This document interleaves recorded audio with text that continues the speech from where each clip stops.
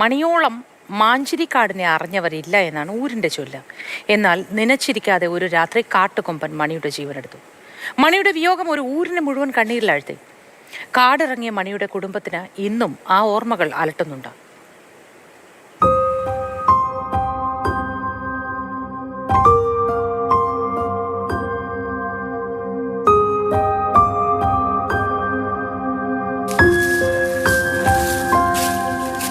നിലമ്പൂർ കാടിൻ്റെ തോഴനായിരുന്നു മണി, മാഞ്ചേരി കാടിൻ്റെ വഴികാട്ടി.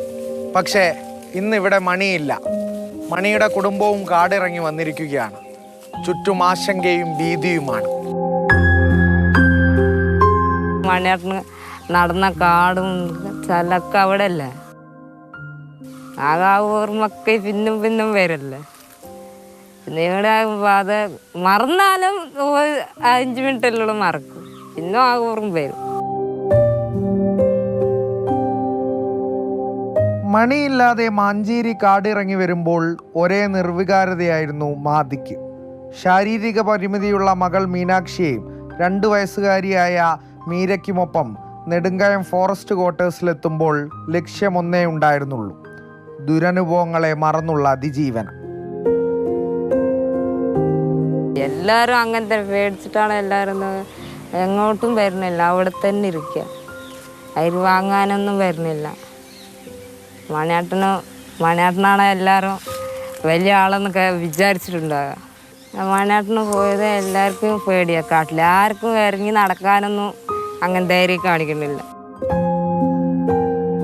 കാട്ടാന ആക്രമണത്തിൽ മണി കൊല്ലപ്പെട്ടപ്പോൾ ഒരു നാട് മുഴുവൻ തേങ്ങി.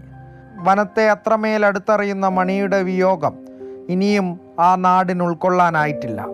ആനകൾ എന്താ വെച്ചാൽ കൂടുതൽ ഇവിടെ കൂടുതലാണ്. ഞങ്ങളൊക്കെ ഇപ്പോൾ എല്ലാവരും ഈ കാട്ടിൽ കൂടെ വന്ന് വിറക് ശേഖരിക്കാനും മറ്റുള്ളതിനും മരുന്നുകൾ, പച്ചക്കറി, എന്താ ഈ മലഞ്ചരക്കുകൾ എന്ന് വെച്ചാൽ ഊരില, മൂകില, നന്നാറി എന്നൊക്കെ കുഴിച്ചിട്ടും മരവെട്ടിക്കായ എടുത്തിട്ടും അതിന് ഉപജീവിതം കഴിയുന്ന ആൾക്കാരാണ്. അപ്പോൾ ഇങ്ങനെ പേടിയായി കഴിഞ്ഞാൽ ഞങ്ങൾക്ക് ഇവിടുന്ന് ഭക്ഷണം കിട്ടും.